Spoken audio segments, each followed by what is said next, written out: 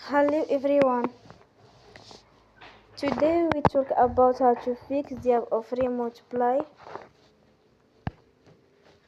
We will go to settings, then we click on apps.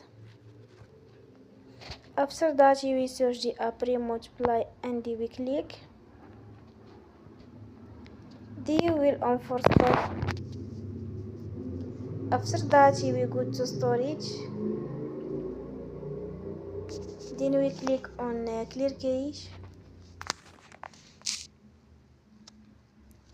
In the end, you will turn off your Wi-Fi and you will turn again. Don't forget to support us by like and subscribe. See you next time and thank you for watching.